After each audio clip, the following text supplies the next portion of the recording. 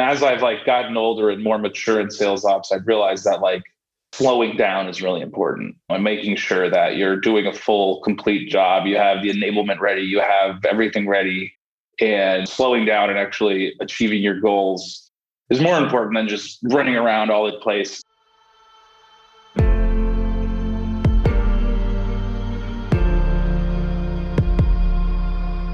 This is RevOps Demystified, the number one most downloaded podcast in revenue operations.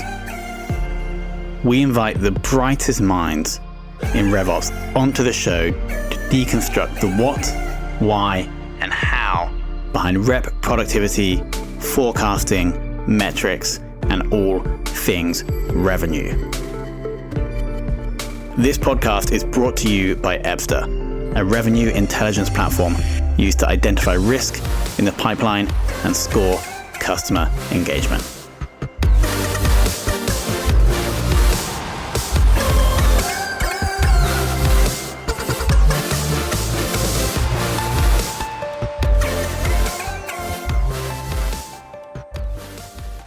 Hello and welcome to another very special episode of the Sales Ops Demystified podcast. Today we're joined by Matt Amadea, who's the head of revenue operations at Tigera. Matt, welcome to the show. Thank you so much, Tom. It's great to be here. Thanks for having me.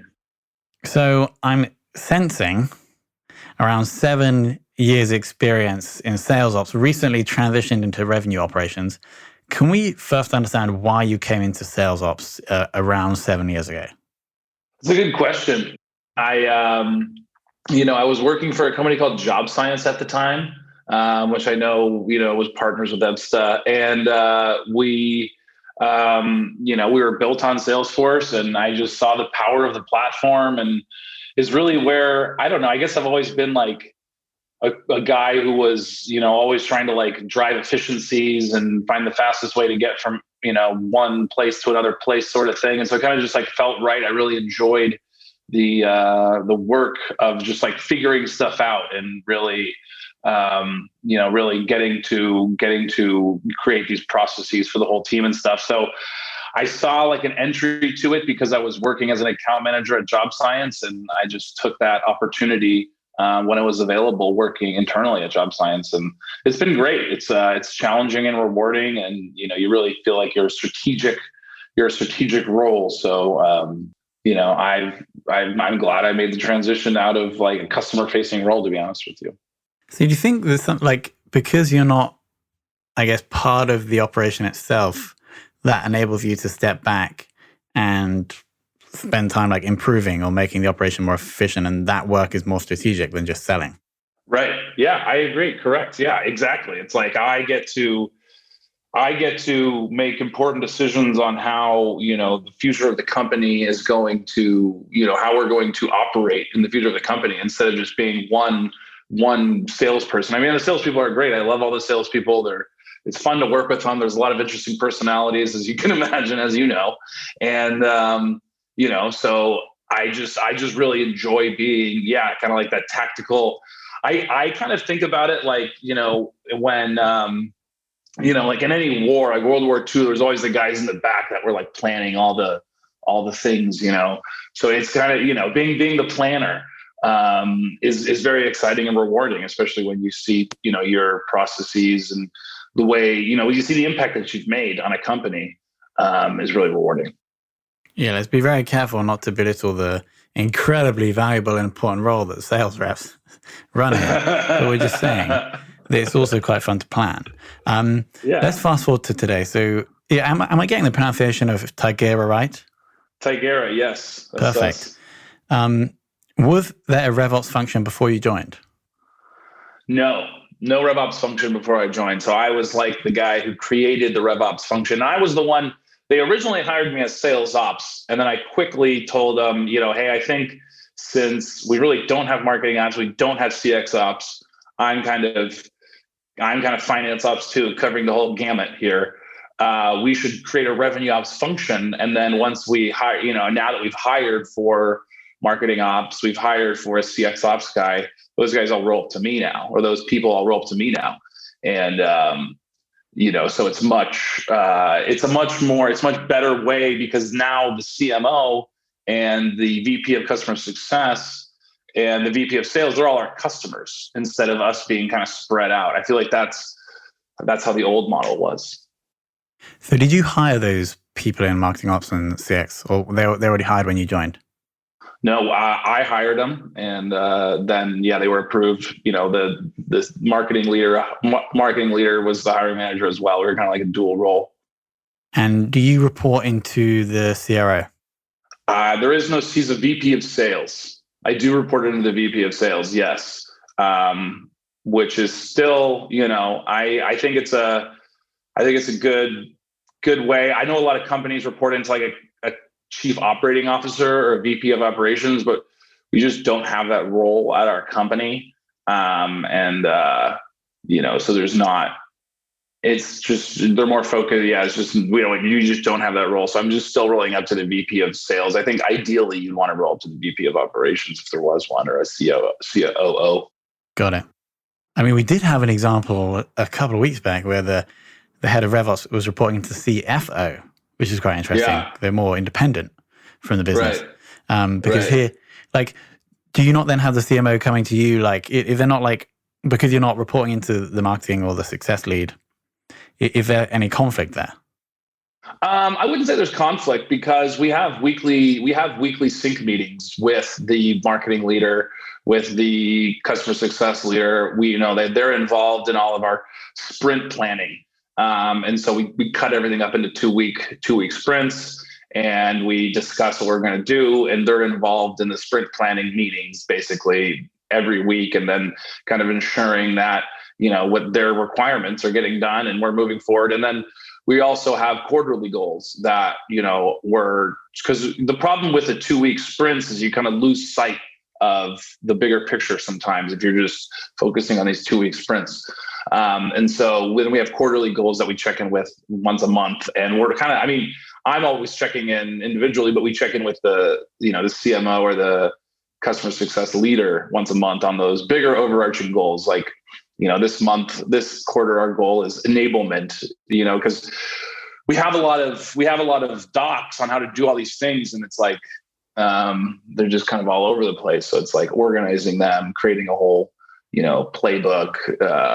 So when people onboard, it's much smoother. It's kind of one of the things we're focused on this quarter, for example. Got it. Let's dig a little bit more into this, into enablement. What is do you have like a metric target for the end of the quarter? It might be quite hard with this, I guess, but what's the goal with this quarter of focus? The goal of this quarter is, enablement and onboarding, because we found that we recently hired this customer success, person, and we hired our marketing operations person, I don't know, I want to say February or so, maybe January, February. So it was January, actually. So for a while, it was just me kind of running the show. And it's hard, when it's just one person doing all these different things. You definitely leave some stuff behind because you're just not able to get everything done. So I have a lot of docs. Every time we're really starting to scale now. We just hired 2 reps, and we're supposed to hire another 3 in the next quarter. And I think we're hiring 5 total before the end of the year.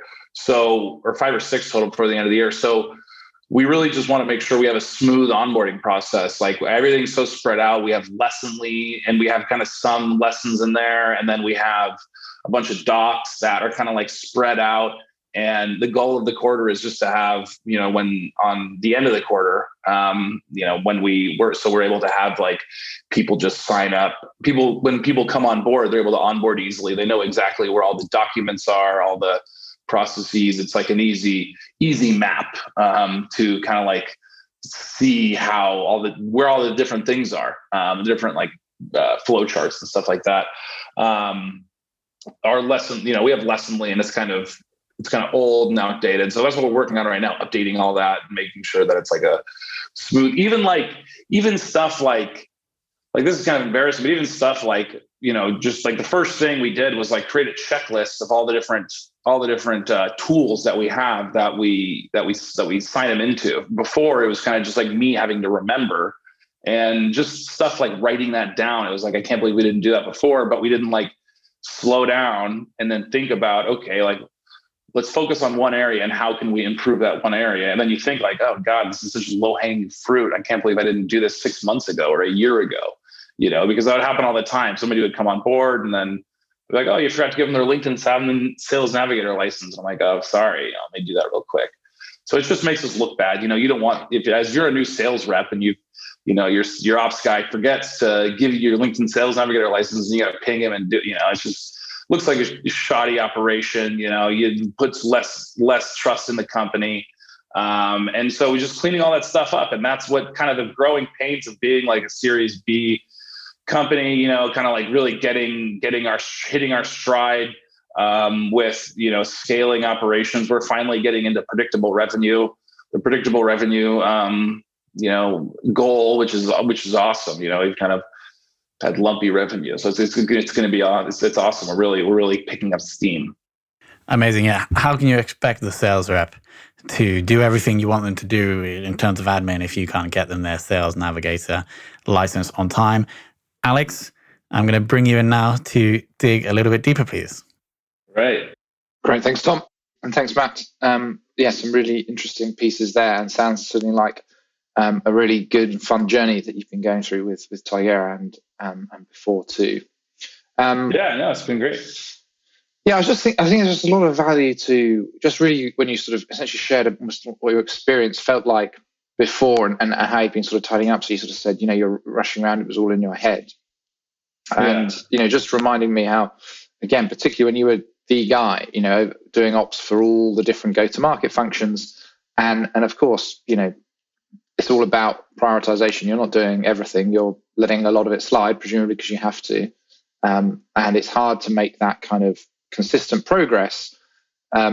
And as well as dealing with, all the sort of the fires and things that pop up. So I wonder if you could sort of speak a bit around how you managed, because I think it's here with how you're running your team, but how you managed accomplishing bigger goals while also dealing with the kind of the urgent things that come up, which must have been a lot of your time when it was just you running the whole ops function.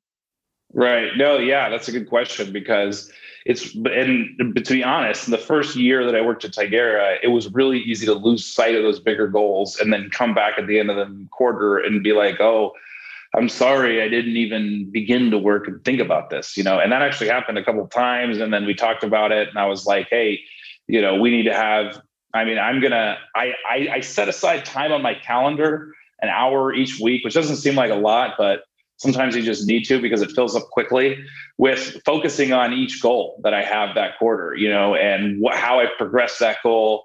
And I think that's just like the biggest thing, writing it down, setting aside time, and then having check-ins. At first it was just check-ins with myself, in that time, check-ins with my direct manager once a month, and just developing because, I've always been doing like the whole 2-week sprint thing. And that's what I found, because Tigera is a very developer-driven company. They do the sprints. And so that's kind of, I just adopted it when I came here. At Demand-Based, it was kind of more of the Wild West, I would say. But, so that's what I learned that early. It's easy to lose sight of the big picture. And it's just having those big picture items included in a weekly session where you're actually thinking about it and then writing down the progress you've made. I'm a big believer in just writing progress down, writing down your goals, writing down your updates, writing down, what you did or, how you can just reflecting on the week. I think that's super important. And that's something that I didn't do in the first 6 months or 9 months of this job. And it really it was negatively affected me because I wasn't I would come in at the end of the quarter and be kind of embarrassed because, at the last 2 days of the quarter, I'm like, oh my God, I forgot I was supposed to work on this quarter and I'm rushing. And then I turn in something that is a quarter as good as what I would have done because I forgot about my goal all quarter and then did it at the very end. Like I'm in high school over again kind of thing, And so, or primary school, as you guys call it. You know what I mean? And so I think the biggest thing is just writing it down and being aware and having like weekly check-ins, if with yourself or your boss or just somebody, so you can remember that you're having those goals. I think that's the most important thing, and just say, setting aside time for it. That's what worked for me. Because to be honest, I wasn't doing as well. I know, and then I'd be down on myself. I wasn't doing as well as I wanted to do at the beginning, because you get so task oriented. It's hard to. I actually have a funny meme. Can I share a meme that I think is relevant to sales ops here? Where I should have had it ready. Hold on, sorry. I should. And then this was kind of how it was when I first joined Tigera. Oh, here it is right here. This is kind of how it was when I first joined Tigera. And then when you join any startup in that stage, I think this is a kind of a funny meme that I found. I can certainly speak to lots of people with that. I don't really know why so many people have admin access. I'm trying to take it away from them, and they don't like me for it. No. When I came on board, everybody had admin access. It seemed like, and that's just the stage of the company and where they're at. They didn't have a revenue ops hire before me. They kind of had the people standing in and setting things up, and so it's just to be expected. But that's the fun. That's what I really enjoy. I think it's fun. It's really exciting to come into some place that's on fire, or not on fire, but like some place that has technical debt, and then you really fix it up, and you get to be strategic. So and that 100%. I think it's great, isn't it, to realize you have a great business that's making progress despite, as you said, actually the foundations being really shaky and all that sort of technical debt, and you're still all running towards this goal as you're sort of maturing and building out the supporting structure to take you further and further. So that's definitely a big exciting part, I think, of the revenue operations journey. I really liked your piece, because I've also worked in a sort of a 2-weekly sprint culture, and it's great for, I think, getting stuff done, being agile, being able to continue to reassess.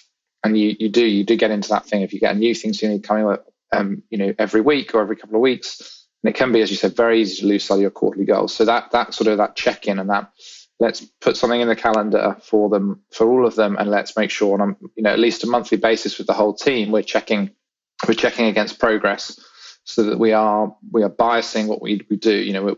We're focusing those sprints around achieving those goals, because again, are those OKRs just on paper, or are they actually what we're running towards? And if they are, then we need to make sure we run there. So I think that was right. Exactly. That was super helpful, because it's just a huge problem when you're, as you said, you're building as you go, and supporting somewhere where there's been maybe the Wild West before, and you're really trying to bring order and structure. You need some kind of structure, because especially if you're just like a one-person show at a small startup, or a 1 or 2 or 3 person team, like it's real easy to just turn into like running around with your hair on fire every single day for a year straight, and I've been in those roles before, where it's like there's not really any structure, there's no goals, you're just like keeping the trains running on time, and just doing, you're kind of doing whatever, it's hard to grow in those roles, I think, because you're just too busy focused on you're too task oriented. And so I think in the last couple of years, at least for me, my goal, something I'm trying to be just cognizant about and really get away from, is being so task oriented, being more goal oriented.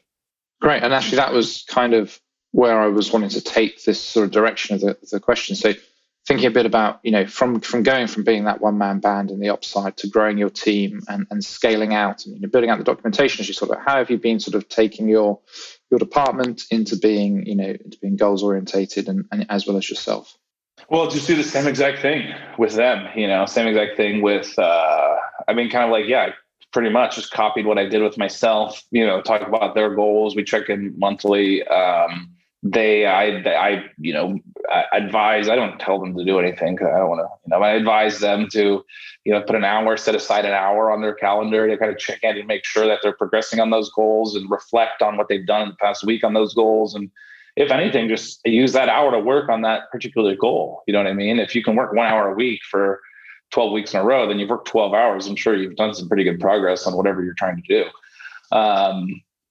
So, I mean, it's really just, kind of practicing what I preach, right? Doing kind of just whatever, hey, this worked for me. And then if somebody works a different way, I mean, I'm not opposed to, being open. And I'm a recently new manager, so I still kind of learning as I go. So I'm trying not to let, don't let my ego get in the way of anything is the whole idea. And, but that has worked for us so far. I mean, I feel like we've all had successful quarters. Our CX ops guys onboarding, we're pretty well. It's been like 2 or 3 months now. And so, we're all driving towards similar goals that, it's like that the department has. So it feels like, we're becoming a real department, it's kind of exciting. Well, fantastic. So no, I don't know. I don't really have, that's I kind of just copied what I did with myself with them as kind of a similar thing. Just, I feel like because we do the same, our kind of sprints are all together, so it's like, we're all doing these sprints. We have a sprint for each department, sales, CX, and marketing, which is kind of a lot. I don't know if that's a good idea. I think we should combine them maybe, but, and then just kind of making sure all our goals are aligning. I think that's kind of the big difference here was, that's what we're doing now that we weren't doing before when it was just me. And it's been great. So that's, what I have there. Oh, great. Well, thanks, Matt. So one last question from me, which is, essentially just throwing the floor open to you. So anything that you're particularly interested in at the moment, anything that you see as where the future of where RevOps is going, or maybe a new best practice or something that's fallen out of date, or really any kind of, someone described it before as a hot take you may have in the area, anything kind of insight that you may fancy to share with us aside from your meme game? Insight that I'd like to share apart from my meme game. That's interesting. I would say it's just, I don't know. I don't have like a hot take. It's more like, I think just the important thing is like, I feel like in sales ops or revenue ops, we're just moving so fast all the time. And I always prided myself on moving fast and still paying close attention to detail and the sales ops wizard, blah, blah, blah.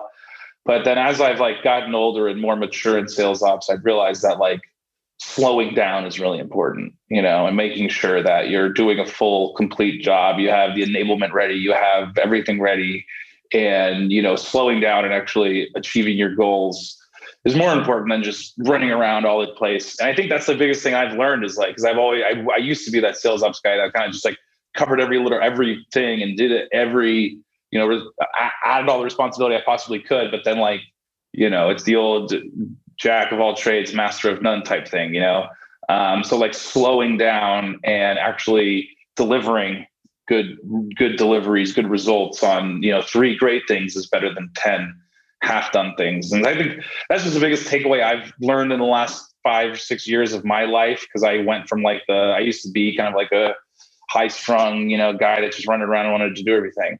And I guess that's what I've learned as I've matured. So. Oh, great. Well, thanks very much. And Tom, do you want to come back and wrap us up?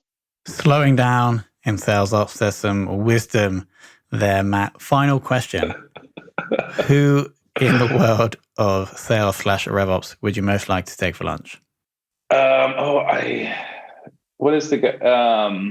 Who in the world? The guy with the blue hair at Outreach. What's his name? He does. He's so funny. I was reading all of his things. Revenue, Sam. I think his name is Sam. He's the BDR guy. And I was listening to some of his podcasts. And then I'm really impressed with what they're doing at 6 Sense. I'm listening to a couple of their 6 Sense. His name's Kyle. And Kyle 6 Sense. Let me see, what is his name? Is his name Kyle? Maybe his name's not Kyle. I think it's Sam Nelson at Outreach. Sam Nelson. Yes, Sam Nelson. That's the guy. I really like what he does. And then the 6 Sense VP of Revenue Ops at 6 Sense. His name is, sorry, I should have had this ready. I apologize. No worries. No. We didn't actually tell you this question. So, what is his name? Hold on, let me look it up really quick. I actually did have I had a conversation with him at not that long ago. We will link this person in the show notes / on the blog post, unless you can find him in 5 seconds. Kyle.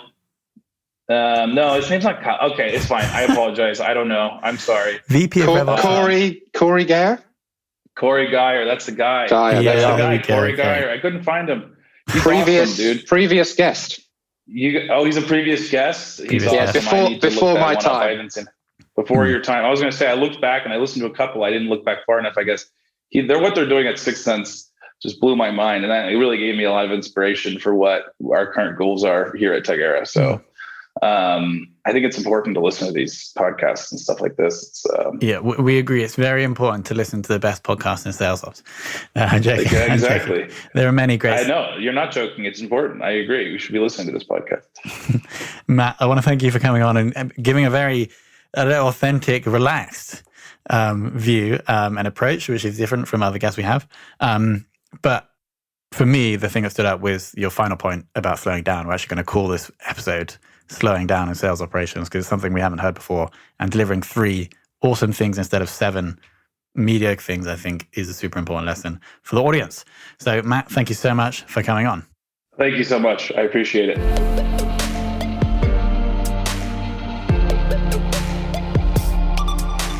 Thank you for listening to this episode of RevOps Demystified. If you're listening on a podcast listening application, please follow, rate, and review the show. And if you have any questions about the show, can recommend a guest, or just want to learn more about RevOps or Ebster, hit us up at podcast@ebster.com.